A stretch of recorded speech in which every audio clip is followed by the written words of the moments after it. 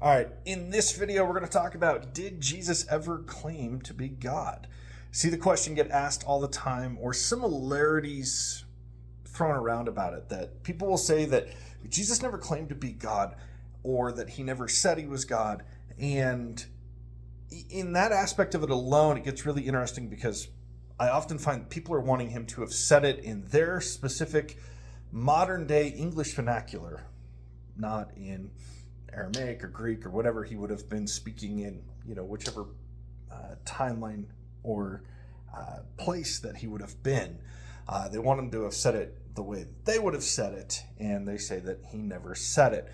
But I'm going to tackle a couple other topics around the same base idea that I see often brought up in these kinds of conversations that get interesting. People say he was just a prophet, or that he never truly claimed to be God, just like God.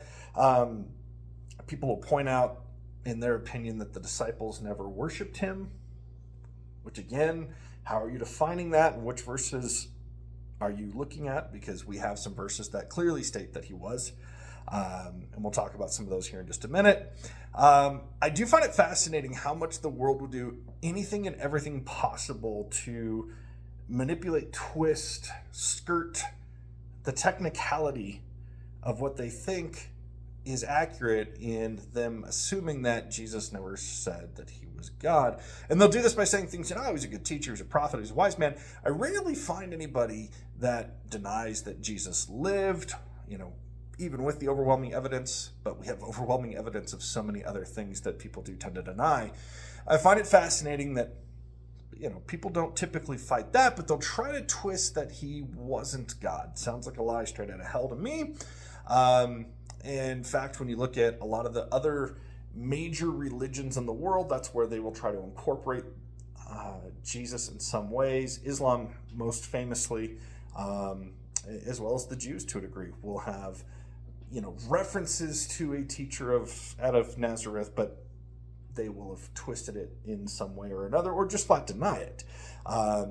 And so without diving into how they look at it or what they think, the shortcoming is that they are denying that Jesus was God, and or denying that Jesus never said he was God. And so that's really what I want to hit on here over the next couple of minutes really quick. If the most common question that I go back to with folks is, if Jesus never said that he was God, why'd they kill him? Why did the Jews take him to be crucified before Pilate? It was blasphemy. Jesus was claiming to be God, to be one with God, and he proves those claims as he shows that he is God, as he uses this phraseology. If he was not God, then they were right. He would have been blaspheming in that case. But since we know he was God, it's not blasphemy, and they killed him incorrectly. So that's usually the first question that I'll ask back, because we can get hung up in semantics. And the first question I'll ask is, why'd they kill Jesus? And it was for blasphemy, for claiming to be God. And again, if he wasn't God, they were right. But since he was, they're wrong. One of the most common ones that I like to go back to is Jesus saying, I am. Now, modern English vernacular, I am can be a statement. I am hungry, I am tired, I am sleepy. I'm not going to butcher past languages. I cannot get the pronunciation out. But if you've studied the word for any amount of time, the I am is how God referred to himself frequently throughout the Bible. Before Jesus. And so Jesus is making the same statement. They didn't leave off a word there, didn't finish the sentence when he said I am, and he was going to say I am hungry or something like that. No. That's our wordplay of modern day. He is using the name that God uses for himself in the Old Testament several times.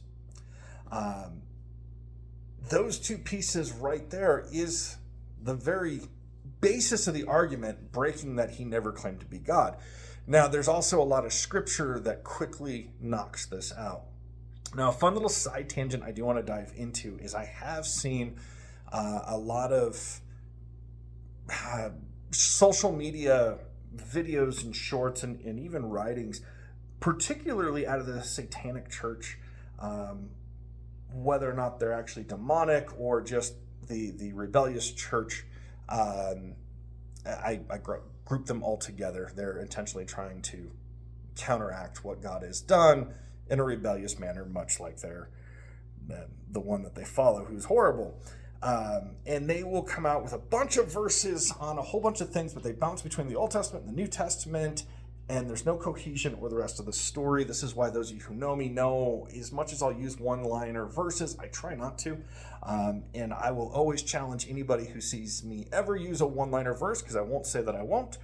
Go back and read the passage to see if I'm taking something out of context. So if you come across one of those videos, breakdown, go back and look, read that verse for yourself, read the rest of the passage, get an idea of what was going on, and also understand when they bring up things like Jesus never claimed to be God and he couldn't have because he can't be a man because of an obscure one-off verse in the Old Testament where it's talking about God not being a man, just the good old father, grandfather in the sky kind of an idea. And even in that case, if you want to get super literal with it, at that point, it was true. Christ had not been born as a man to that point. So the argument is still correct. But I want to hit on a couple of verses really quick here that really solidify this. Again, why'd they kill him? He says, I am. But let's talk about a couple of big ones. John 8:58, Jesus said to them, truly, truly, I say to you, before Abraham was, I am. And again, he wasn't leaving something off there. He is making that statement in their language. There was no confusion on that. Again, he is claiming this. John 10:30, I and the Father are one. John 20:28.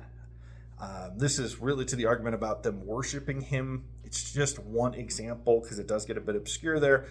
John 20:28, Thomas answered him, my Lord and my God, calling him Lord and God. Not an overuse of the, oh, my Lord, from Old English times. No. He was being very intentional here with this in that praise and worship, and especially with the culture and the way the Jews would have said this in the language in the time. Again, we're not being semantical here in this verse.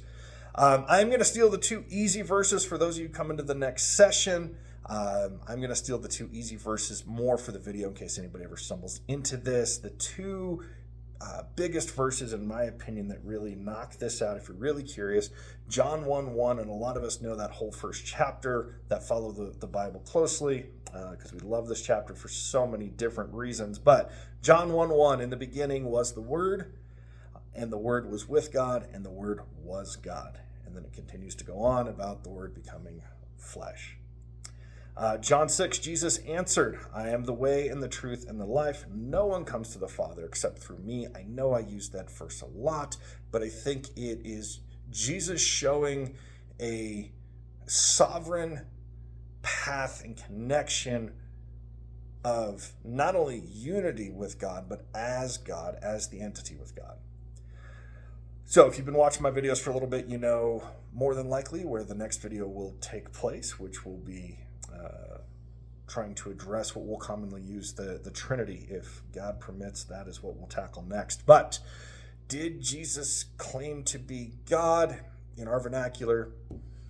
Yes. Did he say it exactly the way we wanted him to have said it in this way, in this context? Maybe not, but he didn't say a lot of things like that as well. The point is, Scripture predating Jesus claims him to be God. After him does, during does, he does. There really isn't much of an argument here. I usually find that just because it wasn't in the vernacular, that's what throws people off. So if you're coming to the session this weekend, bring some other verses and some other conversations. There's a lot of different approaches to this as well, where Jesus does very much claim to be God and not just a prophet or a wise man or a good teacher. So thanks for watching. We'll see you in the next video.